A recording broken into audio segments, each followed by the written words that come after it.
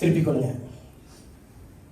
ஆதியாகமம் 1ஆம் அதிகாரம் 26, 27, 28. சீக்கிரமா படிங்க. நமது சாயலாகவும் நமது ரூபத்தின்படியேயும் மனுஷனை உண்டாக்குவோமாக. அவர்கள் சமுத்திரத்தின் மச்சங்களையும் ஆகாயத்து பறவைகளையும் மிருக ஜீவன்களையும் பூமி அனைத்தையும் பூமியின் மேல் ஊறும் சகல பிராணிகளையும் ஆள கடவர்கள் என்றார். தேவன் தம்முடைய சாயலாக மனுஷனை சிருஷ்டித்தார். அவனை தேவ சாயலாகவே சிருஷ்டித்தார். ஆணும் பெண்ணுமாக அவர்களை சிருஷ்டித்தார்.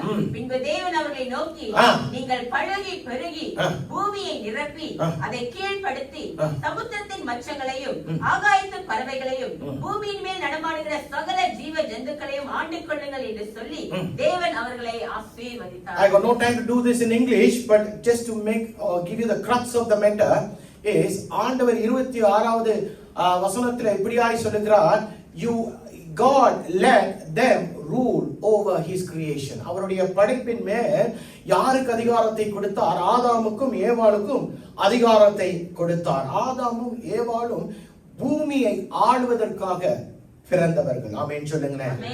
ஆனால் நேரம் இல்ல, சுருக்கமாய் போவோம். ஆதாமும் ஏவாளும் ஆளுகை செய்கிற அந்த அதிகாரத்தை அல்லது அந்த உரிமையை அவர்கள் இழந்து போனார்கள். எதனால சொல்லுங்களேன்? அவர்கள் கர்த்தருக்கு கீழ்ப்படியாதது நிமித்தம் அவர்கள் அந்த அதிகாரத்தை இழந்தார்கள். எத்தனை பேருக்கு தெரியும் தேவனுக்கு கீழ்ப்படியாதது பாவம் தானே? சில பேர் அதை கொஞ்சம் வாதம் பண்ணுவாங்க, இல்லையே அப்படின்னுவான். இல்ல, தேவனுக்கு கீழ்ப்படியாமல் இருப்போம் என்று சொன்னால் பாவம் தான். அதுவும் ஆள பிறந்தவர்கள் போயும் ஒரு சர்ப்பத்துக்கிட்ட ஏமாந்துட்டாங்க. அதுதான் ஒரு வேதனையான ஒரு காரியம். இப்ப அடுத்த காரியம், யார் தப்பு செய்தா?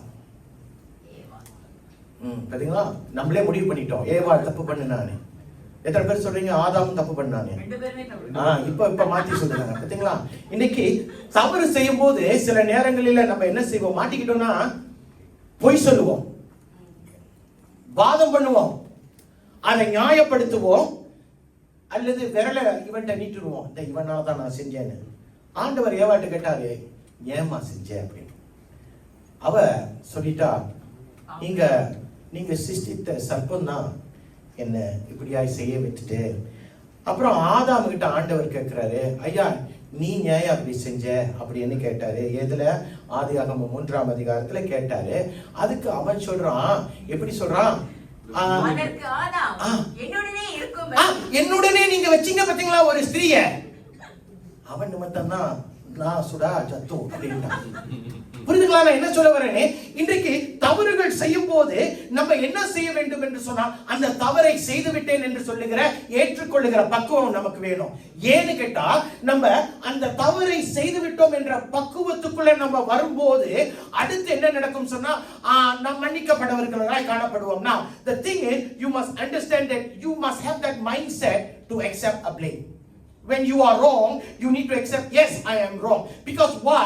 After that, what it leads to, that moment of truth, that means you agree that I made a mistake, and that will lead you to be forgiven. You will repent. நீங்கள் மனம் திரும்புவீர்கள். மனம் திரும்பினதுக்கு அப்புறம் என்ன வரும்? பாவ மன்னிப்பு வரும். பாவ மன்னிப்பு வந்ததுக்கு அப்புறம் நீ எப்படி தெரியுமா மாறுற? நீ கர்த்தருடைய நீதிமானாய் மாறுகிற. யார் நிமித்தம்? இயேசு கிறிஸ்துவின் நிமித்தம். நீதிமானாய் மாறுகிறவன் அடுத்து என்ன தெரியுமா செய்வான்? தேவனுடைய பூரண சித்தத்துக்குள்ள போவான். See, it's a cycle.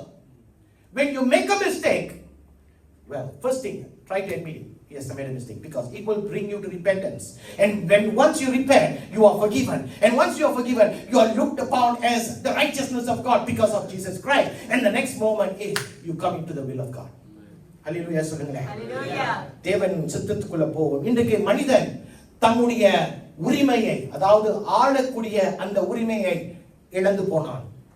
ஆதாரம் இருக்கா மாஸ்டர்? நம்மளை சுத்தி பார்ப்போமே, எந்த தேசம் தேவனுடைய வார்த்தைக்கு அடங்கி எந்த தேசம் சிறப்பா போயிட்டு இருக்கு? பாவம் பெருக்கத்தின் தான் நம்ம பார்க்கிறோம் ஒவ்வொரு தேசங்களில. என் தேசத்திலையும் சரி, உங்க தேசத்திலையும் சரி, உங்க தேசத்திலையும் சரி, வேற யாராச்சும் இருக்கிறாங்களா? ஸ்ரீலங்கா புரியுதுங்களா? எல்லா தேசங்களிலும் நம்ம என்ன பார்க்கிறோம்? பாவத்தின் பெருக்கத்தை பார்க்கிறோம். ஆண்டவர் ஒரு சித்தத்தை வைத்தார். அந்த சித்தத்துக்கு வெளியே எல்லாருமே போய்விட்டார்கள். சமுதாயத்துல பாவம் இருக்கிறது, வேலை இடத்துல பாவம் இருக்கிறது, ஸ்தாபனங்களில் பாவம் இருக்கிறது, தொழில் செய்கிற இடத்துல பாவம் இருக்கிறது, மனிதர்கள் மத்தியில பாவம் இருக்கிறது, குடும்பத்தின் மத்தியில பாவம் இருக்கிறது, சபையின் மத்தியிலும் பாவம் இருக்கிறது. அதை நான் சொல்ல மறுக்க மாட்டேன். I will never deny that there is moments when we see wrongs even in churches. மனிதன் என்றைக்கு அவன் ஆளுவதற்காக ஒதுக்கி வைக்கப்பட்டானோ அந்த ஆளுகையை இழந்து அவன் இன்னைக்கு ஒரு அடிமையின் ரூபத்தில் இருக்கிறான். நல்ல ஞாபகம் வச்சுங்க, ஆண்டவர் நம்மை ஆளுவதற்காக படைத்தார். ஆனால் ஆதாம் செய்த ஒரு பாவத்தின் நிமித்தம் மனிதன் விழுந்தான், மனிதன் ஆளுகையை இழந்தான், அவன் அடிமைத்தனத்தில் இருக்கிறான். ஆனால் ஆண்டவர் லூக்கா 19:10 சொல்லுகிறார், இந்த வசனம் எல்லாருக்கும் தெரிந்ததுதான், இழந்து போனதை தேடவும் ரட்சிக்கவுமே யார் வந்தாரா? மனுஷகுமாரன். ஆங்கிலத்தில் என்ன சொல்லுது? For the son of man came to seek and to save that which was lost.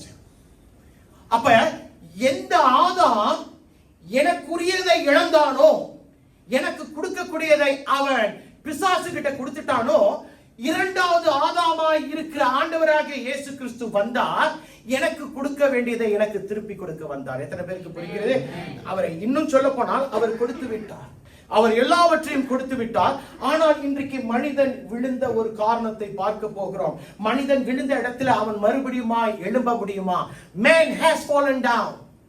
In the ultimate truth that he has been born to reign, he has become a slave. Now, can he reign again? இன்னைக்கு அதை தான் பார்க்க போகிறோம். உதாரணம், மோசே நாட்களில் இருந்த இஸ்ரவேலர்கள் நம்ம எவ்வளவோ பரவாயில்ல. அவர்கள் ஆண்டவரை தரிசனமாய் பார்த்தார்கள், அவர் மேகமாய் இறங்கி வருவதை பார்த்தார்கள், அவர் அக்னி ஸ்தம்பமாய் வந்ததை பார்த்தார்கள், செங்கடல் பிளந்ததை பார்த்தார்கள். அப்புறம் வேற என்னாச்சு? மன்னா இறங்கினதை பார்த்தார்கள், காடை குமிந்திருப்பதை பார்த்தார்கள், எல்லாத்தையும் பார்த்தாங்க. தேவனுடைய வார்த்தையை புறக்கணித்தார்கள். தேவனுடைய வார்த்தைகளை மட்டும்தான் புறக்கணித்தார்களா? தேவனையே புறக்கணித்தார்கள். Do you see that? இன்றைக்கு மனிதன் ஆளுவதற்காக பிறக்கப்பட்டான், ஆனால் அவன் தேவனை மறந்து விட்டான். இன்றைக்கு நானும் நீங்களும் ஆளுகை செய்ய முடியாததுக்கு ஒரு காரணம் என்னவென்று சொன்னால், நாம் தேவனுடைய காரியங்களை மறந்து நிற்கிறோம். You have been pressured. எத்தனை பேருக்கு தெரியும், சிங்கப்பூர் வந்து சாதாரண ஒரு ஊர் இல்ல. ஒவ்வொரு நிமிஷமும் என்னது? பணம் தான். It's about money. அதனால வேகமாய் ஓடுகிற ஒரு சமுதாயத்தில் we are in a fast paced environment. And because of that, sometimes we put aside the things of God. தேவனுடைய காரியங்களை சில நேரங்களில் கொஞ்ச நேரம் இந்த சைட்ல இருங்கப்பா, நான் இந்த உலக காரியங்களை முடித்து விடுகிறேன் என்று சொல்லி தேவனுடைய வார்த்தைகளையும் தேவனுடைய காரியங்களையும் மறந்து உலகத்தின் காரியங்களுக்குள் போகிறோம். அதனாலதான் ஆள பிறந்தவன் இன்றைக்கு அடிமையாக இருக்கிறான். இன்றைக்கு நம்ம ஆளுகை செய்யணும். எத்தனை பேர் ஆமென் சொல்லுவீங்க? நல்லா சொல்லுங்க, நான் ஆளுகை செய்யணும். அப்ப நீங்க ஆளுகை செய்யணும்னா உங்களுக்கு நான் 4 வழிகளை நான் உங்களுக்கு முன்பாக வைக்கிறேன். 4 things I want to put before you. முதல் காரியம் பெரிய ஒரு கஷ்டமான ஒரு காரியம். எத்தனை பேர் செய்ய முடியும் பாப்போமா? முதல் காரியம், நீ ஆள பிறக்க வேண்டும் என்று சொன்னா எப்படி இருக்கணுமா? ஜாக்கிரதையா இருக்கணும். பெரிய ஒரு காரியம் சொன்ன, இது ஒரு பெரிய காரியமா?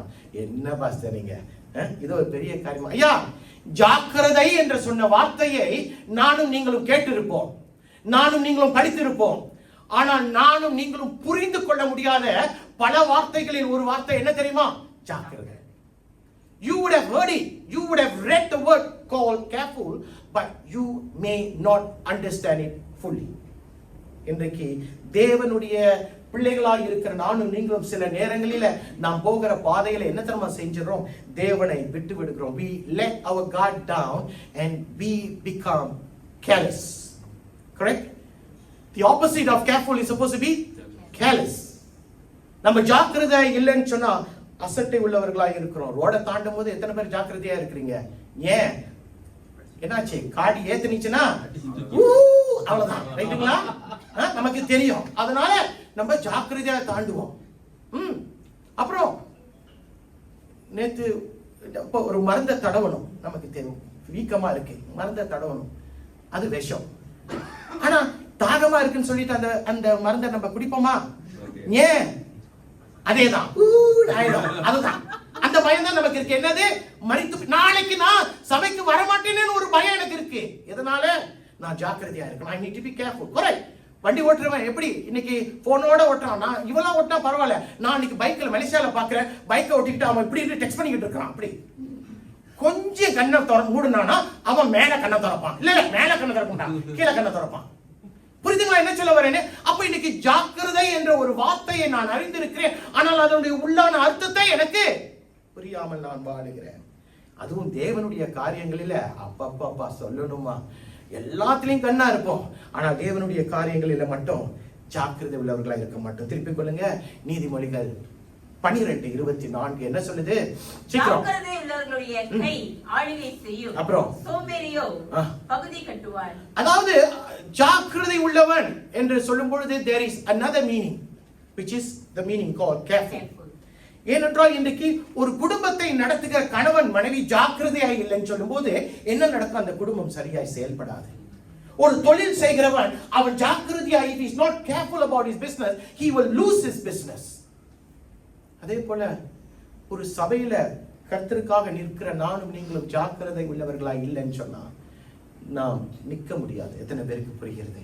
விழுந்து போனவர்களாய் மாறி விடுவோம். பழைய ஏற்பாட்டுல பார்க்கும்போது அநேக ராஜாக்கள், அநேக தலைவர்களை பார்க்கலாம். அவர்கள் ஜாக்கிரதை உள்ளவர்களாய் இருந்தார்கள். அவர்கள் தங்களுடைய அந்த அழைப்பை காத்துக் கொண்டார்கள். அதுல ஒரு சிலர் ஜாக்கிரதை இல்லாதவர்களாய் இருந்தது நிமித்தம் அவர்கள் என்ன செய்தார்கள்? சவுலை பார்க்கிறோம், அவன் ஜாக்கிரதை இல்லாதவனாய் இருந்தான், அதனால ராஜ்யத்தை இழந்தான்.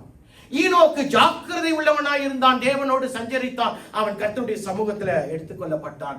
ஊசியா ஜாக்கிரதையா இருந்தான், அதுக்கப்புறம் ஜாக்கிரதை இல்லாதவனாய் இருந்தான், அவனுடைய வாழ்க்கையை அவன் இழந்தான். So you need to be careful today, my dear church. Why? Because if you are not careful, you may lose your life. If you are not careful, you will lose your blessings. If you are not careful, you will lose your testimony. எத்தனை பேருக்கு தெரியும் சாட்சி ரொம்ப முக்கியம்? எனக்கு சாட்சி முக்கியம் சொல்றவங்க மட்டும் கரங்களை தூக்கி காட்டுங்க பாப்போம். அக்காவுக்கு சாட்சி முக்கியம். ஓகே ஓகே, நான் அப்புறம் உனக்கு ஒரு டிவி அனுப்பிச்சு கொடுக்குறேன். புரியுதுங்களா? இன்னைக்கு சாட்சியை கூட நம்ம இழந்துருவோம், ஆசீர்வாதங்களை இழந்துருவோம், பாதுகாப்பை நம்ம இழந்துருவோம். அதனால இன்றைக்கு நானும் நீங்களும் எப்படி இருக்கணும்? என்ன என்ன ஆண்டவரே, இவர்களை மன்னிங்கப்பா, இவர்களை மன்னிங்க. ஜாக்கிரதை உள்ளவர்களாக இருக்கணும். நீ ஆழ பிறந்தவன். You must understand, நான் ஆழ பிறந்தவன் என்று நான் சொல்லும் பொழுது அப்ப என்னுடைய ஒரு காரியம், பல காரியங்களில் ஒரு காரியம், நான் ஜாக்கிரதையாக இருக்க வேண்டும். இன்றைக்கு ஆண்டவர் அதை தான் சொல்றார். ஏனென்றால் சில நேரங்களில் ஜாக்கிரதையா இல்லைன்னு சொல்லும் போது நாம் ஆண்டவரை காயப்படுத்துகிறோம். ஜாக்கிரதையா இல்லைன்னு சொல்லும் பொழுது நம்ம பரிசுத்த ஆவியானவரை துக்கப்படுத்துகிறோம். ஜாக்கிரதையா இல்லைன்னு சொல்லும் போது ஒரு ஊழியக்காரனை நீங்கள் கனப்படுத்த வேண்டிய இடத்துல கனப்படுத்தாமல் இருப்பீர்கள். நான் என்னை குறித்து சொல்லல, பொதுவா எல்லா ஊழியக்காரனை குறித்து சொல்லு. ஜாக்கிரதை என்ற ஒரு வார்த்தை நம்முடைய கிறிஸ்தவ பிள்ளைகளுடைய வாழ்க்கையில ரொம்ப ரொம்ப ரொம்ப ரொம்ப முக்கியமாக இருக்கிறது. ஏனென்றால் சில நேரங்களில் ஜாக்கிரதையா இல்லைன்னு சொல்லும் போது ஆசையும் பேராசையும் நம்முடைய நடுவில் நுழைந்துடும். இப்படிதான் எனக்கு தெரிந்தவன், அவன் ஒரு நல்ல ஒரு வேலையை ஆரம்பித்தான், தொழிலை ஆரம்பித்தான், நல்லா போயிட்டு இருந்துச்சு, கப்பல் நல்லா தான் போயிட்டு இருந்துச்சு. திடீரென்று ஒரு பேராசை வந்துச்சு. சரி, திடீர்னு ஒரு குயிக் மணியை செஞ்சிருவோம், குயிக் மணியை செய்யலாம்னு சொல்லும்போது டப்புன்னு என்னாச்சு, அவனுடைய வாழ்க்கை முடிஞ்சு போச்சு. தொழில் போனா பரவாயில்ல, வாழ்க்கை போச்சு. So we need to be careful in everything that we do. Amen. We need to be careful in everything we do. இன்னைக்கு நான் ஜாக்கிரதையா இருக்கணும்னா ஒரே ஒரு சஜஷன் சொல்றேன், கேக்குறீங்களா? ஒரு ஆலோசனை திருப்பி கொள்ளுங்க. Lamentations 3:40. நாம் நம்முடைய வழிகளை சோதித்து ஆராய்ந்து கர்த்தரிடத்தில் திரும்ப கடவோம். ஆங்கிலத்தில் என்ன சொல்லுது? Let us examine our ways. என்னது? Let us examine our ways and test them. எந்த school? Let us examine our ways and test them and let us return to the Lord. நம்முடைய வாழ்க்கையை நாம் சோதித்து ஆராய்ந்து பார்க்க வேண்டும். ஆமென் சொல்லுங்க.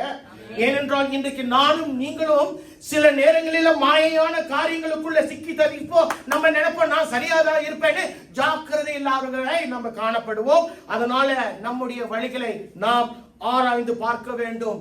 ஆராய்ந்து பார்க்க வேண்டும் என்று சொன்னா நான் எந்த இடத்துல இருக்கணும்னு நானும் நீங்களும் பார்க்க வேண்டும்.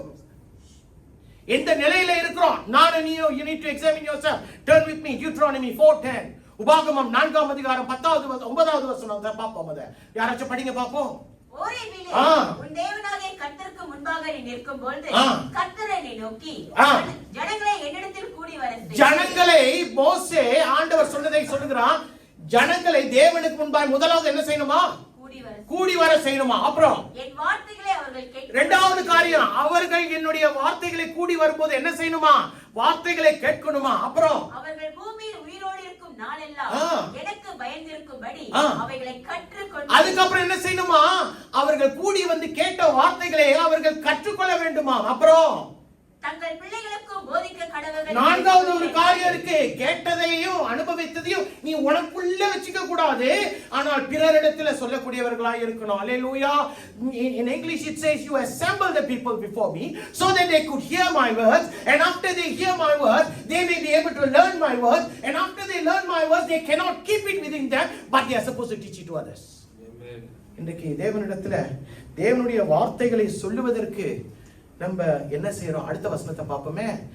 உன் கண்கள் கண்ட காரியங்களை நீ மறவாதபடிக்கு, உன் ஜீவனுள்ள நாளெல்லாம் அவைகள் உன் இருதயத்தை விட்டு நீங்காதபடிக்கு நீ நீ எச்சரிக்கையாயிரு என்று ஆண்டவர் அன்றைக்கு தம்முடைய ஜனங்களுக்கு ஆலோசனை சொல்லல, ஜாக்கிரதையாயிருன்னு வார்னிங் கொடுக்கிறார், எச்சரிக்கை. சாலமோனை பார்த்தீங்கன்னா அவன் தாவீது அவனை நல்லா தான் வளர்த்தான், ரைட்டுங்களா இல்லையா? கர்த்தருடைய வழிகளில் நடந்தான். ஆரம்ப நாட்கள் கரெக்டா போனுச்சு கப்பல். அப்புறம் அதுக்கப்புறம் அவன் ஜாக்கிரதை இல்லாதவனா இருந்தது நிமித்தம் அவன் ராஜ்யத்தை இழந்தான். ஏன்? இன்னும் சொல்ல போனால் தேவனையே இழந்து போய்விட்டான். பிரியமானவர்களே, தேவனையும் தேவனுடைய வார்த்தை நம்ம மறந்துடக்கூடாது. ஏனென்றால் நீங்கள் ஆளுகை செய்வதற்கு பிறக்கப்பட்டவர்கள். You were born to reign. உங்களுடைய, அதாவது நான் ஆள பிறந்தவன் சொன்னா அப்படின்னா ஏன் பாஸ்டர் நான் இன்னும் பிரைம் மினிஸ்டர் ஆகல, நான் ஏன் பாஸ்டர் இன்னும் பிரசிடென்ட், அப்படிலாம் ஒரு லூசுத்தனமாக இருக்கிற இடத்துல கர்த்தர் உன்னை கீழாக்காதபடிக்கு மேலாய் வைப்பார். அதாவது வாழாக்காதபடிக்கு உன்னை தலையாய் வைப்பார். அதுதான் ஆளுகையின் அர்த்தம். அப்ப எந்த இடத்துல கர்த்தர் உன்னை வைத்தாலும் நீ உயர்வாய் தான் இருப்ப. எந்த இடத்துல உன்னை ஜனங்கள் பார்த்தாலும் இவன் விசேஷித்தவன் என்று சொல்லுவாய். அந்த ஆளுகையை குறித்து நான் சொல்லிக் கொண்டிருக்கிறேன். இன்றைக்கும் ஆண்டவர் சொல்லுகிறார், நீ கர்த்தரை மறந்துடாத, என்னுடைய வசனத்தை மறந்துடாத, உன்னுடைய அழைப்பை மறந்துடாத, அப்ப நீ ஆளுகை செய்கிறவனாய் இருப்பாய். இரண்டாவது காரியத்தை பார்ப்போமா? ஒருவன் ஆளுகை செய்ய வேண்டும் என்று சொன்னால் பாவ வழிகளிலிருந்து அவன் என்ன செய்யணுமா? தம்மை காத்துக்கொள்ள வேண்டும். Now the second thing, what is the first thing? You need to be careful. Come on, speak louder. You need to be careful. You need to be careful in order to know that you are a ruler. Number 2, you have to keep away from sinful ways if you want to rule. நீ ராஜ்யம் செய்ய வேண்டும், ஆளுகை செய்ய வேண்டும் என்று சொன்னால் பொல்லாத வழிகளை விட்டு விலகணும். சங்கீதக்காரன் சொல்லுகிறான், இப்படியாய் சொல்லுகிறான். என்ன சொல்லுகிறான்? துணிகரமான பாவங்களுக்கு உமது அடியேனை விலக்கி காரும், அவைகள் என்னை ஆண்டு கொள்ள ஒட்டாதிரும். போதும். Keep your servant also from what kind of sins? Willful sins. Depend. What kind of sins? Willful sins, correct. அதாவது துணிகரமான பாவத்துக்கு என்ன நீங்க விலக்கி காத்துக்கோங்கப்பா. ஏன் அதை தெளிவா சொல்றான் தெரியுமா? சில நேரங்களில அறியாமல் செய்கிற பாவம் எல்லாருமே செய்வோம். எனக்கு தெரியும் அதுதான் பாவம்னு, அப்பயும் என்னுடைய மூக்க நுழைந்த ஒரு சில பேர் இருக்கிறாங்க. எதுக்கு தெரியுமா? கிருபையை அலட்சியப்படுத்துவாங்க. கேட்டானே சொல்லுவான், கிருபை இருக்கலாம், இது கிருபையின் காலம்ல, அது இருக்கு, நான் ஐயா செத்து போயிடுவேன். புரியுதுங்களா? ஆண்டவருடைய கோபாக்கனுக்கு நம்ம ஆளாக கூடாது. எத்தனை பேருக்கு புரிகிறது என்ன சொல்றேன்னு? ஆண்டவர் சொல்லுகிறார், இன்றைக்கு துணிகரமான பாவத்துக்கு என்னை விட்டு விலக்கி, அப்படி என்ற பாவத்தை வழிகள் இருந்து நம்ம, அதாவது இந்த வசனம் தெரியுமா உங்களுக்கு? இல்லைன்னா இந்த வசனம் வேண்டாம். இந்த சைன் டேக் டைவர்ஷன், எத்தனை பேர் பார்த்திருக்கீங்க இந்த வசனம்? அந்த இந்த சைன் போர்ட் டேக் டைவர்ஷன். சிங்கப்பூர்ல அவள் இருக்காது, ஆனா இருக்கு. மலேசியால அவள் இருக்காது, ஆனா இருக்கு. ஆனா எங்க ரொம்ப அதிகமா இருக்குன்னு சொல்லுங்க? இந்த அவருடைய ஊர்ல, அவருடைய ஊர்ல டேக் டைவர்ஷன். ஓ, அவங்களுடைய ஊர்ல, இந்த அவருடைய ஊர்ல டேக் டைவர்ஷன். ஏன் சொன்னா, நான் சரியா போகிற வேலையில நீ டைவர்ட் பண்ணலன்னு வை, அந்த இடத்துல மாடு படுத்து கிடக்கும். என்ன ஆகும்? உன் காடி முடிஞ்சிருச்சு. நீ டேக் டைவர்ஷன் பண்ணலன்னு வை, அங்க ஆடுகள் அப்படியே போவோம். அவன் சொல்லுவான், நீ வெயிட் பண்ணி என்னுடைய ஆடுகள் கடந்து போனதுக்கு அப்புறம் தான் உன் கார் போவோன்னு சொல்லுவான். Take diversion. சில நேரங்களில் சரியா இல்ல, இரவு வேளையில டைவர்ஷனை எடுக்கல, அங்க ஒருவன் குடிச்சிட்டு படுத்து கிடப்பான். அவன் சொல்லுவான், அதுதான் என்னுடைய இடம், என் வீடே அதுதான் சொல்லுவான். Take diversion. அதே போலதான் தேவனுடைய காரியங்களில சில நேரங்களில you need to take diversion. Why? இல்லன்னா துணிகரமான பாவத்துக்குள்ள நானும் நீங்கள் விழுந்து விடுவோம். எத்தனை பேருக்கு புரிகிறது நான் என்ன சொல்றேன்? இன்றைக்கு நம்முடைய எதிரி யார் தெரியுமா? பிசாசு இல்ல. இவன் கள்ள போதனை அப்படின்னு சொல்றான் அப்படின்னு நினைக்கிறீங்களா? இன்றைக்கு நம்முடைய மெயின் எனிமி யார் தெரியுமா? The word is called deception. What is deception? Yes. வஞ்சிப்பது. ரைட்டுங்களா? வஞ்சிப்பது, ஏமாற்றுவது, ஏற்றுக்கொள்ளலாம். வஞ்சிப்பது தான் இன்றைக்கு நம்முடைய முதல் எதிரி. ஏனென்றால் நம்ம சரியா இல்லாத பட்சத்தில், தேவன் நிரம்பி வழிகிற ஒரு வாழ்க்கை நம் வாழாத பட்சத்தில் நம்மை பிசாசானவன் வஞ்சித்து விடுகிறான். சிம்சோனை பாருங்க, அழைத்தான், நியாயாதிபதியாய் அழைத்தான். வஞ்சிக்கப்பட்டானா? வஞ்சிக்கப்பட்டதுனால அவனுடைய ஆளுகையை இழந்து போனான். ஆமென் சொல்லுங்களேன். இன்னைக்கு எலிசாவுடைய வேலைக்காரன் கஹாசி, ரைட்டுங்களா, அவன் தம்முடைய ஊழியக்காரனாகிய தம்முடைய எஜமானனாகிய எலிசாவை ஏமாத்தலாம், வஞ்சிக்கலாம்னு நினைச்சான். கடைசியில வஞ்சிக்கப்பட்டவன் என்ன ஆனா? அவன் நல்லா தான் இருக்கான். வஞ்சிக்கணும்னு என்ன பண்ணவன் அவனுடைய வாழ்க்கையை இழந்து போனான். குஷ்டத்துக்குள் தன்னை ஒப்பு கொடுத்தான். அல்லேலூயா. இன்னைக்கு நமக்கு நினைப்போம் சோதனையே நமக்கு வராதுன்னு. யாருக்காச்சும் இங்க சோதனை இல்லைன்னு சொல்றவங்க கரங்களை தூக்கி காடுங்க. ஏன்னா நான் உங்களுக்காக விசேஷமா பிரேயர் பண்ணணும். ஆண்டவருக்கு நன்றி சொல்லி ஜெபிக்க போறேன். எனக்கு சோதனையே வராது. எடி இருக்காயா? எடி சிரிக்கிறாங்க. சோதனை இருக்கா? இருக்கு. ஏன்னா எனக்கே இருக்குங்க, எனக்கே இருக்கு. ஏழுமலை இருக்குங்களா? சோதனை, சோதனை இருக்கு, சோதனை இருக்கு. எத்தனை பேருக்கு இன்னைக்கு சபைக்கு வரலாமா வேணாமான்னு யாராச்சும் சோதனைக்குள்ள கடந்து வந்தீங்களா? புரியுதுங்களா? என்ன சொல்ற? சோதனை இருக்கு, பலவிதமான சோதனைகள் என்ன செய்து கதவை தட்டிக்கிட்டு இருக்கு. வரலாமா, கேனாய் கமீன் அப்படின்னு சொல்லுகிற ஒரு சத்தம் நமக்கு தோணிச்சுக்கிட்டு தான் இருக்கு. நீ அந்த சோதனைக்கு விழாத வரைக்கும் நீ பாவம் செய்யவில்லை. எத்தனை பேருக்கு புரியுது? Temptation is not a sin, but when you succumb to the temptation, that's where you are a sinner. என்றைக்கு அந்த சோதனைக்கு விழுகிறோமோ அன்றைக்கு நம்ம ஜெத்தோலா. புரியுதுங்களா? இப்ப சோதனையை மேற்கொள்ள வேண்டும். ஏனென்றால் சோதனை வந்தா நம்ம பாவ வழிகளுக்குள்ள கடந்து போயிடுவோம்ல. அப்ப சோதனை மேற்கொள்ள கூடாதுன்னா யாக்கோப்பு சொல்லுகிறார். யாக்கோப்பின் தேவன் சொல்லல, யாக்கோப்பு 4ஆம் அதிகாரத்துல 7வது வசனத்தில் இப்படியே சொல்லுகிறார், ஆகையால் தேவனுக்கு கீழ்ப்படிந்திருங்கள். பிசாசுக்கு எப்படி என்ன செய்ய சொல்றாரு? ஒத்து போங்கள் என்று சொல்றாரா? எதிர்த்து நில்லுங்கள் என்று சொல்லுகிறார். Submit yourselves and resist the devil. சொல்லுங்க பாப்போம். Submit yourself to God and resist the devil. ஏனென்றால் தேவனுக்கு நீங்கள் எதிர்த்து நிற்கலன்னு வைங்களேன், நம்ம என்னத்தமா நினைப்போம்? சின்ன பாவம் தானே நினைப்போம். பரவாயில்ல, அவன் வந்து சும்மா அப்படியே நின்றுகிட்டு இருக்கான். யாரு? பிசாசு. சும்மா வந்து நின்றுகிட்டு இருக்கான். அவன் தான் நம்மள டிஸ்டர்பே பண்ணல, சும்மா நிக்கட்டும் அப்படின்னு வைங்க. அப்படிதான் சும்மா ஆரம்பிச்சிச்சு. எங்க தெரியுமா? வேதத்துல முதல் கொலை எந்த இடத்துல காணப்படுகிறது? காயன் ஏபல். கரெக்டா சொல்றீங்க பாத்தீங்களா? காயன் ஏபல். சரி, காயன் ஏன் கொன்றான்? காயன் எதற்காக கொன்றான்? பொறாமை என்பது நம்முடைய பார்வையில கொலைக்கும் பொறாமைக்கும், கொலை எவ்வளவு பெருசு, பொறாமை சின்னது தானே அப்படின்னு அந்த சின்ன ஒரு பொறாமைக்கு இடம் கொடுத்தான். கடைசியில கொலை வாகதனாய் மாறினா அவன் உலகத்தில் எப்படி சொல்றாரு? he became an aimless wanderer. சரியான பாதையில போகலன்னா நானும் நீங்கள் காயம் தான், வழிபோக்கர்களாய் மாறிவிடுவோம். இல்லைங்களா? Do you understand what I'm saying? If we want to be like Cain, சின்னது தானே அப்படின்னு விடுவோம், அதுதான் பெரிய ஒரு வாசலை திறக்கும். இன்னொரு உதாரணத்தை பார்ப்போம் சொன்னா, ஏலியின் குமாரர்கள் அவர்கள் தேவனுடைய வழிக்கு நேராய் அழைக்கப்பட்டவர்கள். ஆனால் தேவனுடைய வழியை ஒதுப்புறம் வைத்துவிட்டு பாவ வழிக்குள் போனார்கள். அவர்கள் யாரு? ஏலியின் மகன்கள். யார் அவர்கள்? ஆசாரியர்கள். ஆசாரியர்கள். They were the priests of the temple of God.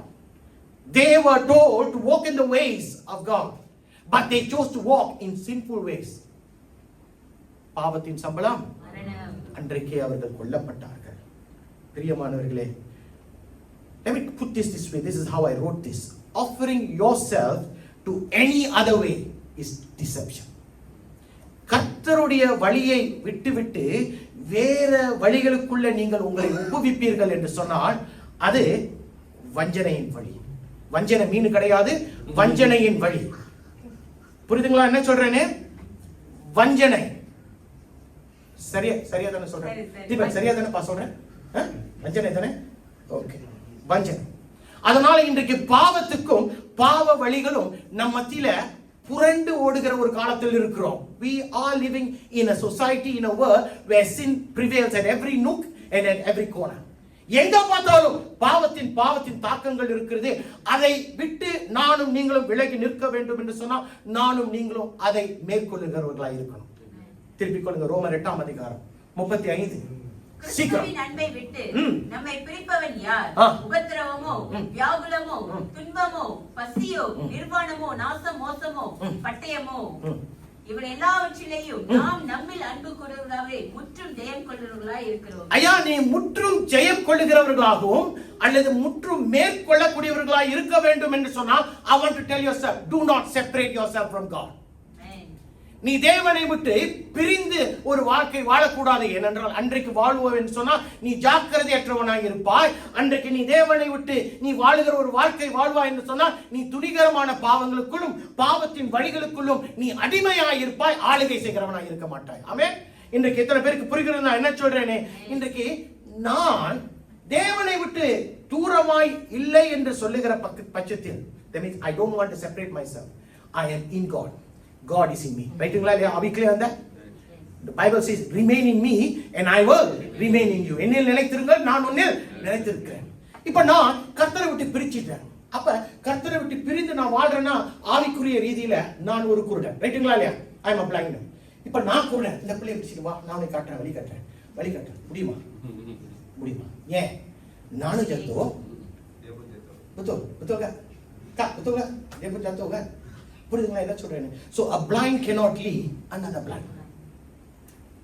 When am I blind? I am blind when I separate myself from God. நான் எப்பொழுது குருடனாக இருப்பேன் என்று சொன்னால் நான் என்னை கர்த்தரிடத்திலிருந்து விலக்கி நிற்கிறவனாக இருப்பேன். இன்னைக்கு அநேகர் எப்படி தெரியுமா நம்மள ஒப்பிட்டு பார்ப்போம். ஒரு உதாரணத்துக்கு, ஏன்னா இவர் தான் பக்கத்தில் இருக்கிறார். இப்ப தீபனை பார்த்துட்டு நான் சொல்றேன், அவரை விட நான் நல்லா வாழ்றேனே, இந்த பிள்ளையோட நான் நல்லா, எப்படி நான் ரொம்ப ஜெபிக்கிறேன், எனக்கு முடி ரொம்ப இருக்கு, நான் நல்லா தான் இருக்கேன், அப்படி கோச்சிக்காங்க. அதாவது நம்ம அப்படியே நினைச்சுக்குவோம். நம்ம யார் தெரியுமா? பரிசேயன். How many of you understand? There is always பரிசேயனும் ஆயக்காரனும் இருந்தான். ஞாபகம் இருக்கா அந்த வசனம்? அவன் பரிசேயன் அவனை பார்த்து சொல்றான், ஆயக்கன் நான் நல்ல வேலை, அவன் மாதிரி நான் இல்லையே அப்படின்னு சொல்லி யாரோடு தம்மை ஒப்பிட்டு பார்க்கிறான். ஐயா, நீ உன்னை ஒப்பிட்டு பார்க்க வேண்டும் என்று சொன்னா, you need to compare yourself to God, whether we are in accordance to his standards. அதுதான் சரியானது. இன்றைக்கு நான் அவனை பார்க்கிற இவனை அப்படியாய் நம்ம பார்ப்போம் என்று சொன்னா, நான் செய்கிற ஒவ்வொரு காரியமும் என்னுடைய பார்வையில் எப்படி இருக்கும்? சரியானதாக தான் இருக்கும். ஆனால் தேவனுடைய பார்வையில் அது பாங்கதாபா ஆசீர்வதிக்கட்டும். ஏனென்றால் சில நேரங்களில் நம்ம அப்படியா இருப்போம் சொன்னா, நான் செய்வதுதான் சரி அப்படின்னு சொல்லுவோம். ஐயா, யூதாஸ் வெள்ளி காசு 30 காசை வச்சு காட்டி கொடுத்தாரா? அவன் செஞ்சது அவனுக்கு நியாயமா இருந்துச்சு தானே? அதனாலதான் யாராச்சும் அவனை கட்டாயப்படுத்தினாங்களா? அவன்கிட்ட சொன்னாங்க, நீ காட்டி கொடு, உனக்கு 30 காசு கொடுக்கிறேன்னு. கத்தியை கழுத்தில் வச்சாங்களா? It is a choice. It is a choice. What you want to do for God, whether you want to stand for God, you want to run away from God, you want to be separated from God, you want to be with God, it's a choice. The choice has been given to you. You need to choose what you want to do today. Be careful, because if you are not careful, you will become a person who will sin and you will go in sinful ways. இந்த காரியம் சொன்னேன். நீ ஆள பிறந்தவன் முதலாவது என்ன செய்யணும்? ஜாக்கிரதையா இருக்கணும். ஆள பிறந்தவன் இரண்டாவது என்ன செய்யணும்?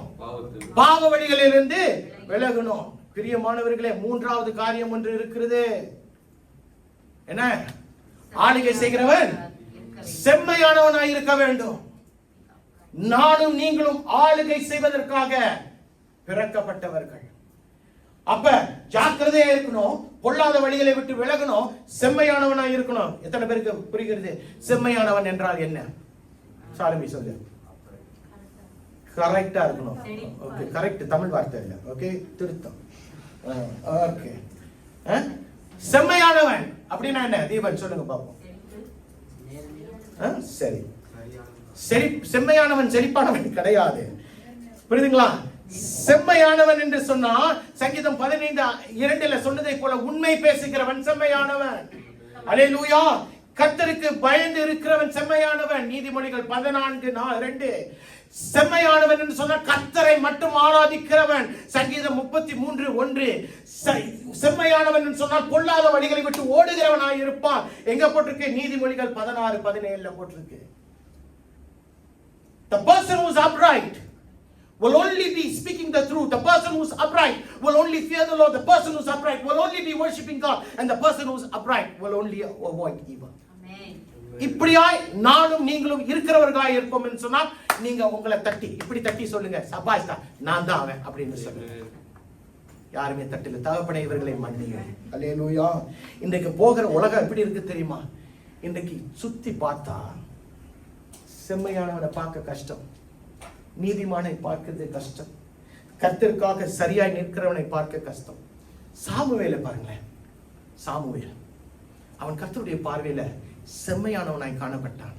அதனாலதான் ஏலியின் பிள்ளைகளை அவர் அப்படியே எடுத்து போட்டு கொண்டு போட்டு சாமுவேலை தீர்க்கதரிசியாய் மட்டுமில்ல இஸ்ரவேலுக்கு தலைவனாய் மாற்றினார். ஏனென்றால் இன்றைக்கு நீ தலைமைத்துவத்துக்குள் போக வேண்டும் என்று சொன்னால் கர்த்தருடைய பார்வையில நீ எப்படி இருக்கணும்?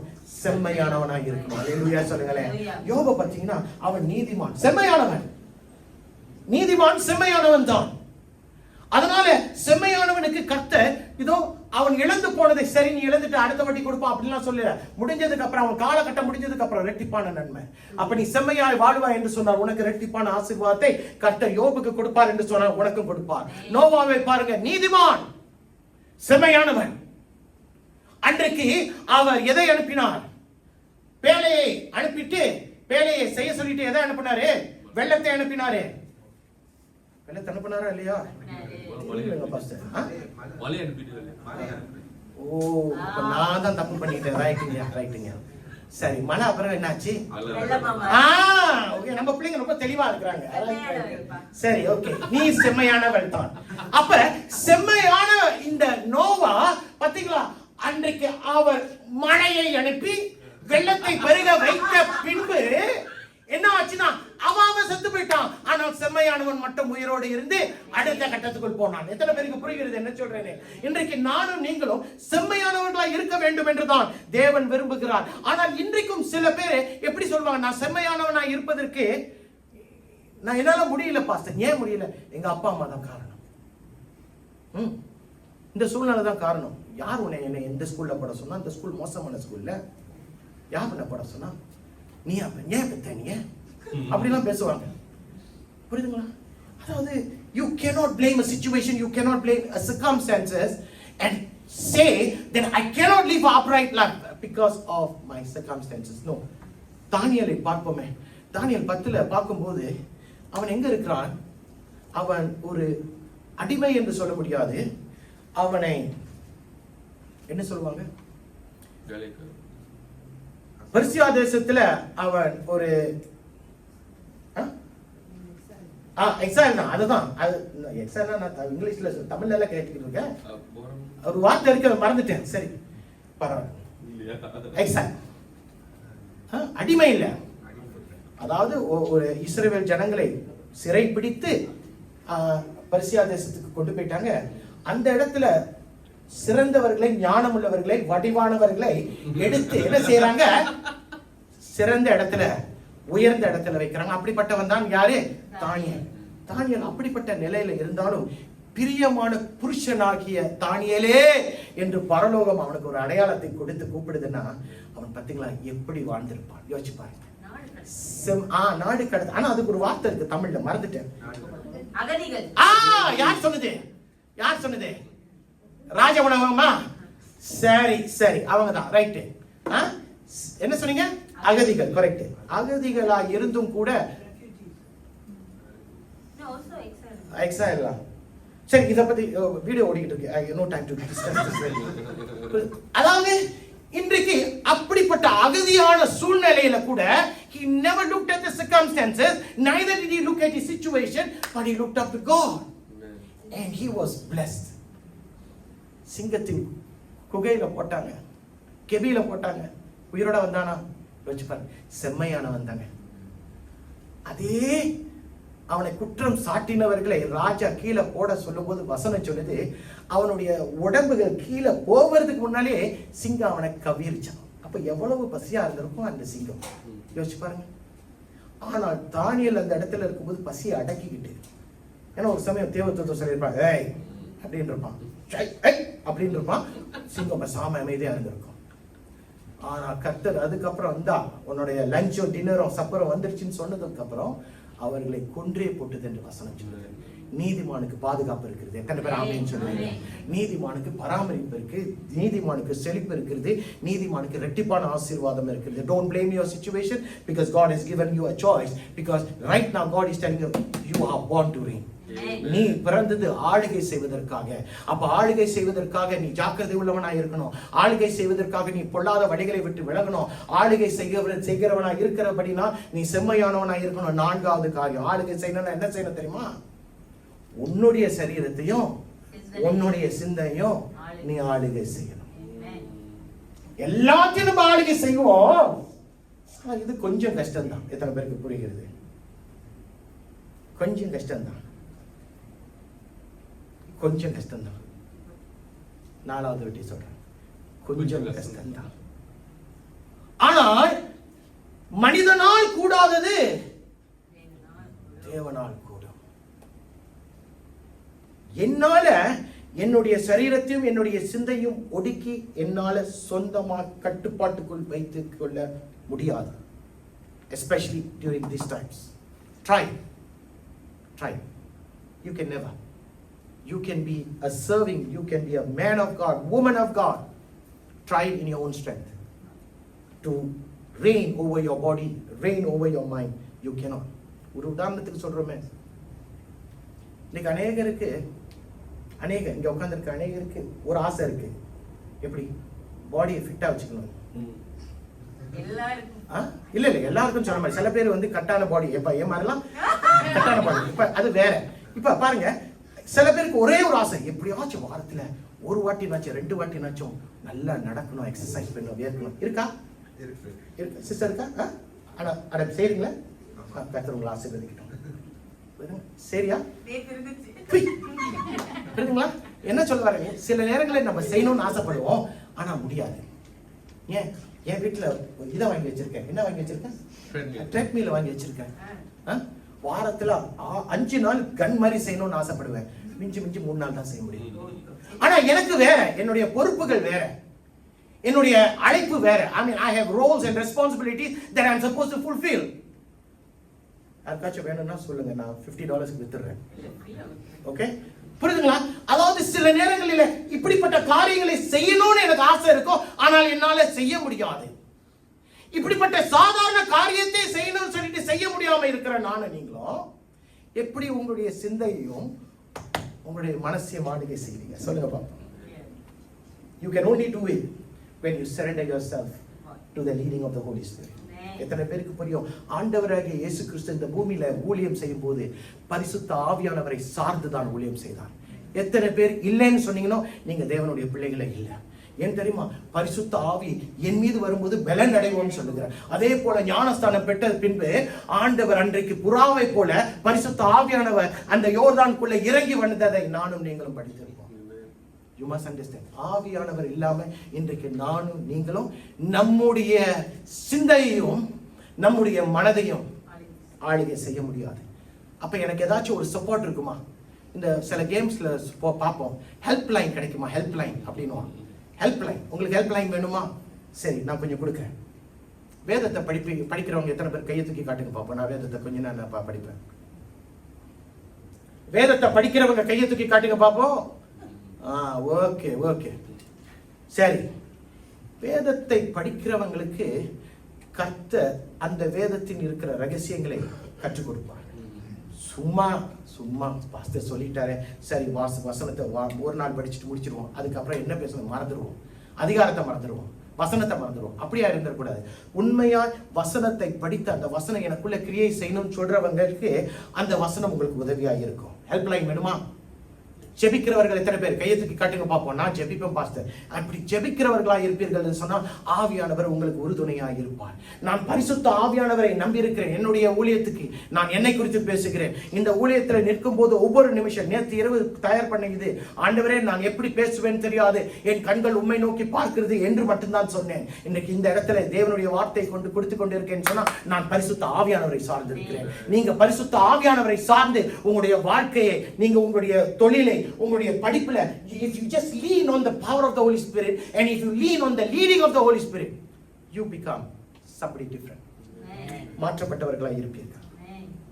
Hallelujah. Some people, சில பேர் சாப்பிடுறதுக்காக வாழ்வாங்க, சில பேர் வாழ்றதுக்காக சாப்பிடுவாங்க. நம்ம எப்படி செல்லாது? அனலும் இல்லாமல் குளிரும் இல்லாமல் வெதுவெதுக்கு செல்லாது. ஒண்ணு நீ சாப்பிடுறதுக்காக வாழணும், இல்லன்னா தீபன் வாழ்றதுக்காக சாப்பிடணும். ரைட்டுங்களா? அப்படியா? How many of you know that this body is the temple of the living God? வசனம் அப்படிதானே சொல்லுது. நானே தேவாலயம். ஏன்? பரிசுத்த ஆவியானவர் எனக்குள்ள வாசம் செய்கிறார். அப்ப இந்த பரிசுத்த ஆவியானவர் வாசம் செய்கிற இந்த சரீரத்தை பாதுகாப்ப, பராமரிக்கிற பொறுப்பு யார் கையில கொடுத்திருக்கிறது? உங்க கையில தானே கொடுத்திருக்கிறார் ஆண்டவர். அப்ப இதை மெயின்டைன் பண்ணுமா இல்லையா? எத்தனை பேருக்கு ட்ரெட்மில் வேணும்?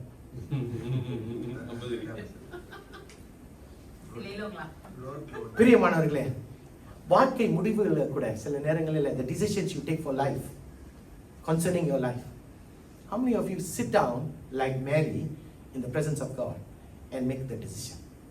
I don't want you to lift your hands because I'm scared that many hands will not come up. எனக்கு ஒரு பயம். வாழ்க்கை முடிவுகளை நாம் தேவனுடைய பிரசன்னத்துல அமர்ந்திருந்து எடுக்க வேண்டும். இல்லைன்னு வைங்களேன், அதுதான். அதுக்கப்புறம் என்ன பாஸ்டர், நான் சொன்னேன் தானே ஒரு வாட்டி கல்யாணம் பண்ணணும் அப்படின்னு என்கிட்ட கேட்டார். நான் 10 வாட்டி கேட்டேன். சரிங்களா? சரிங்க, ஓகே ஓகே, நான் முடிவு பண்ணிட்டேன். ஜெபிச்சிங்களா? ஓ பாஸ்டர் சரிதான் அப்படின்னாரு. 4 நாள் கழிச்சு ஃபோன் பண்ணாரு. எனக்கு இந்த பொண்டாட்டி வேணாம், விவாகரத்து பண்ணிட முடியுமான்னு கேட்டேன். நீ வீட்டுக்கு கொஞ்ச நேரம் வான்னு சொன்ன. சரியான முக்கியமான முடிவுகளை எடுக்க வேண்டும் என்று சொன்னான். தேவ பிரசன்னத்துல பாதத்தில் அமர்ந்திருந்து காத்திருக்கணும். நீ கேட்டதும் உடனே கொடுக்கிற தேவன் நம்முடைய தேவன் அல்ல. சில நேரங்களில் உன்னுடைய வாழ்க்கையை பார்க்கிறார். எவனால் தான் என் மகன் காத்திருக்க, நம்பாலும் ஒரு மாதிரியான ஆள் தான் நம்ம ஆண்டவர். உடனே கொடுத்துட்டாலும் நம்ம கொஞ்சம் திருப்தி ஆயிடுவோம், விசுவாசத்துல வல்லவர்களாய் நிற்போம் அல்லவா? ஆனா நம்ம ஆள் அப்படி இல்லை. சரி கொஞ்ச நேரம் நெல்லுன்றார். நான் அன்னைக்கு ஆல் நைட் பிரேயர்ல சொன்னேன், தினமும் ஆண்டவருடைய காரியங்களில் 3 காரியங்களை சொல்லுவார்னு சொன்னேன். 1 சரின்னு சொல்வாரு, 2வது உள்ளேன்னு சொல்லுவாரு, 3வது வெயிட்னு சொல்லுவாரு. இப்ப லேட்டஸ்டா 4வது ஒண்ணு வந்திருக்கு, தியாம். அமைதி ஆயிடுவாரு, எதையுமே பேச மாட்டாரு. ஆண்டவரே ஆண்டவரே ஆண்டவரே காத்துக்கிட்டே இருப்போம், அவர் அப்சாம இருப்பார். பாத்தீங்களா? பார்த்திருக்கீங்களா? நம்முடைய தேவன் அப்படிப்பட்டவர். சில நேரங்களில் தம்முடைய படைப்பை, தம்முடைய பிள்ளை எவ்வளவு தூரம் தான் போகிறார்கள் என்று பார்க்கிற தேவன். ஆனால் எந்த இடத்துல கிருபையை கூட்டி கொடுக்க வேண்டுமோ அந்த இடத்துல கிருபையை கூட்டி கொடுப்பார். ஹல்லேலூயா.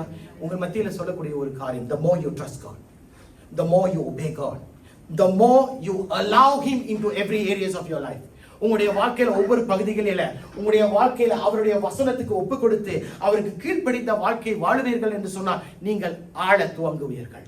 You will start to reign. பிரியமானவர்களே, நான் சொல்லுகிறதுல ஏதாச்சும் ஒரு காரியம் இல்ல தப்பா இருக்குன்னு சொல்ல முடியுமா? நம்ம தேவனுக்கு வார்த்தைக்கு கீழ்ப்படிவதற்காக அழைக்கப்பட்டிருக்கிறோம். நாம் தேவனுடைய வசனத்துக்கு, அவரை அந்த வசனத்தை கேட்டவர்களாய் அதன்படி கீழ்ப்படுகிறவர்களாய் அந்த வசனத்துக்கு கீழ்ப்படிந்த ஆண்டவரே என்னுடைய வாழ்க்கையில ஒவ்வொரு பகுதிகளில் every nook and corner of my life Lord you come and dwell within me என்று ஒப்பு கொடுத்த ஒரு வாழ்க்கையில கர்த்தர் அந்த வாழ்க்கை நடுவில் காணப்படுவார். இன்றைக்கு அநேகர் பாகங்களை கொடுக்கிறோம் ஆண்டவருக்கு. we are giving certain parts of our life. ஆண்டவர் பாகத்தை விரும்பல, அவர் முழுமையை விரும்புகிறார். God wants the fullness of you, he doesn't want parts. நான் இது வரைக்கும் உங்களுக்கு கொடுக்கிறேன், இதுக்கு கீழே கொஞ்ச நாள் வெயிட் பண்ணுங்க அப்படின்னு முடியாது, செல்லாது. எத்தனை பேருக்கு நான் சொல்லுகிறது புரியுது? ஆமீன் சொல்லுங்க பாப்போம். உன்னுடைய சிந்தை, அதாவது எக்ஸசைஸை பத்தி பேசிக்கிட்டு இருந்தேன். Exercise Scientifically it's proven that when you exercise your mind is clear. Correct? Correct? Scientifically it's proven that you start to exercise and your mind is clear. So you are the temple of God. நீனே தேவனுடைய ஆலயமாய் இருக்கு. நீ ஆள பிறந்தவன்.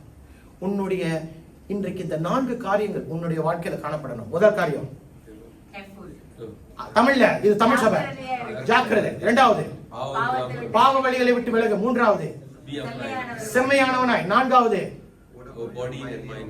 உன்னுடைய சரீரத்தையும் உன்னுடைய சிந்தையும் ஆளுகை செய்கிறவனாய் இருக்கணும். அப்படியாய் நீ செய்வாய் என்று சொன்னால் நான் சொல்லுகிறேன், உன்னுடைய பயத்தை நீ ஆளுகை செய்வாய். உன்னுடைய எதிர்காலத்தை குறித்த ஒரு பயம் இருக்கு பத்தியா, ஆளுகை செய்வாய். உன்னுடைய வியாதியை நீ ஆளுகை செய்வாய். உன்னுடைய குழப்பமான சிந்தையில சில நேரங்களில ஒதுங்கி ஒரு மூலையில இருப்பா பார்த்தா அதுல நீ ஆளுகை செய்கிறவனாய் இருப்பாய். உனக்கு கீழே இருக்கிறவர்களை நீ சரியாய் ஆளுகை செய்வாய். உனக்கு மேல இருக்கிறவர்களுக்கு நீ ஆலோசனை சொல்லுகிற அளவுக்கு நீ ஆளுகை செய்கிறவனாய் இருப்பாய். எத்தனை பேர் நம்புறீங்க இதை? எத்தனை பேர் நம்புறீங்க? கர்த்தர் அதை செய்வார். அதற்கு நான் என்ன செய்யணும்? உன்னே ஒண்ணுதான் செய்யணும். உன்னை நீ தாழ்மைப்படுத்து. கர்த்தரிடத்துல உன்னை பிரித்து விடாதே. Don't separate yourself from God. சில பேர் என்னையே நம்ப மாட்டான். அதாவது உங்களை பேசுறேன், நான் என்ன பாச, நான் இப்படி இவ்வளவு நாள் இப்படிதான், நான் சாதாரணமான. நீ சாதாரணமானவன் தான். நீ சாதாரண ஐயா, நீயும் நானும் சாதாரணமானவர்கள். எப்ப வரைக்கும் தெரியுமா? தேவனை நீ விட்டு தூரமா இருக்கிற வரைக்கும் நீயும் நானும் சாதாரணமானவர்கள் தான். ஆனால் என்றைக்கு ஆவியானவர் உனக்குள்ள வாசமாய் இருக்கிறாரோ அன்றைக்கு நீ சாதாரணமானவன் அல்ல, நீ அசாதாரணமானவன். அல்லேலூயா. இன்றைக்கு நானும் நீங்களும் அசாதாரணமானவர்கள், ஆளுகைக்காக உருவாக்கப்பட்டவர்கள். நானும் நீங்களும் ஒரு நோக்கத்திற்காக. கர்த்தர் என்னை சாதாரணமானவனாய் வைக்க மாட்டாரு, அசாதாரணமானவர்கள். ஆண்டவருடைய சீஷர்களை பாருங்க, சாதாரணமான மீனவர்கள், வரி வசூலிக்கிறவன். அதுவும் மீனவன், அவன் பெரிய பணக்கார மீனவன் கூட இல்லை. ஒரு ராத்திரி முழுவதுமாய் ராவு முழுவதும் பிரயாசப்பட்டேன், ஒன்றும் அகப்படவில்லை என்று பேதுரு வேதனையோடு சொல்றான். அப்ப அவன் ஒரு சக்சஸ்ஃபுல்லான ஃபிஷர்மேன் கிடையாது. ஆனால் அப்படிப்பட்ட சாதாரணமானவனை சபைக்கு தலைவனாய் கர்த்தர் மாற்றினார். புரியுதுங்களா ஐயா? நீ கர்த்தருடைய அன்னைக்கு நைட்டு பிரேயர்ல சொன்ன காரியம் தான். நீ களிமண், நீ களிமண். நீ அந்த ஸ்டோர் ரூம்ல இருக்கிற களிமண் சொன்னா நீ சாதாரணமானவன், தடப்பக்காய். நீ தெருவுல வண்டி ஓடுகிற மனுஷன் மிதிச்சிட்டு போகிற ஒரு இடத்துல இருக்கிற ஒரு களிமண் என்று சொன்னா நீ சாதாரணமானவன். ஆனா நீ குயவனுடைய கையில இருக்கிற ஒரு களிமண்ணா இருப்பன் பத்தியா, நீ விசேஷித்தமானவன். அல்லேலூயா. ஏனென்றால் குயவன் அப்பதான் உன்னை வணங்குவான். எப்படி வணையணும்னு அவன்கிட்ட நீ கேட்க வேணாம், சொல்ல வேணாம், இப்படி வணைங்கன்னு சொல்ல வேணாம், அவர் வணைவார். நீ அங்க இருக்கிற வரைக்கும், as long as you are in the storeroom, you are a useless clay. As long as you are put on that road and people trample over you, you are a useless clay. But you become a useful clay when you are in the hands of a potter. I and you are in the hands of a potter. எத்தனை பேர் ஆமென் சொல்லுங்க? இன்னைக்கு நான் நீங்களே செய்யக்கூடியது என்ன தெரியுமா? தேவனிடத்தில் கிட்டி சேருங்க. Because I and you need God to become people who are rulers. தேவன் இல்லாம நீ ஆளுகை செய்ய முடியாது. தேவன் இல்லாமல், தேவனுடைய உதவி இல்லாமல் நீ ஆளுகை செய்ய முடியாது. இன்றைக்கு எனக்கும் உங்களுக்கும் தேவன் தேவை. மேலால் உயரத்துல இருக்கிறவனிலிருந்து கீழே சாதாரணமாக இருக்கிறவன் வரைக்கும் நமக்கு தேவன் தேவை. Because God has designed us not to become slaves. அடிமைத்தனத்துக்கு கர்த்தர் என்னை உன்னை அழைக்கல. அதாவது உயர்வுக்கு, ஆளுகை செய்கிறதுக்கு கர்த்தர் உன்னையும் என்னையும் அழைத்திருக்கிறார். And for those who think you have not ruled, just remember you are a ruler in the making. How many of you understand that? You are a ruler in the making. கர்த்தருடைய திட்டத்துல நீ அதாவது ஆளுகை செய்கிறவனாய், ஆளுகை செய்கிறவளாய் ஆகுவதற்கு கர்த்தர் உன்னை உருவாக்கி கொண்டிருக்கிறார். ஆமென், ஆமென். எத்தனை பேருக்கு புரிகிறது? 4 காரியம் மறந்துடக்கூடாது. அடுத்த வாரம் கேட்பேன், இல்ல அடுத்த வாரம் ஸ்பெஷல் ஸ்பீக்கர் இருக்கிறாரு, அதுக்கு அடுத்த வாரம் கேட்பேன். 4 காரியங்கள், இதை மறந்துடக்கூடாது. ஏனென்றால் நானும் நீங்களும் ஆளுகைக்காக உருவாக்கப்பட்டவர்கள். You are born to reign. We have to be careful. ஜாக்கிரதையா இருக்கணும். பாவ வழிகள் இருக்கக்கூடாது, தேவ வழியில் நடக்கணும். மூன்றாவது செம்மையானவனாய் காணப்படணும். இல்லை என்று சொன்னால் நான் ஆளுகை செய்ய முடியவனாய் இருக்க முடியாது. நீ உலகத்தை ஆளுகை செய்யணும்னா உன்னுடைய சிந்தையை நீ ஆளுகை செய்யணும், உன்னுடைய மனதை நீ ஆளுகை செய்யணும். இல்லைன்னு சொன்னா நீ ஆளுகைக்கு உரியவன் அல்ல. எத்தனை பேர் உண்மையாய் ஆமேன் என்று சொல்லுவீங்க? கர்த்தர் உங்களை ஆசீர்வதிக்கட்டும். வாங்க, இன்றைக்கும் கூட நேரம் ஆகிவிட்டது. உங்களுக்காக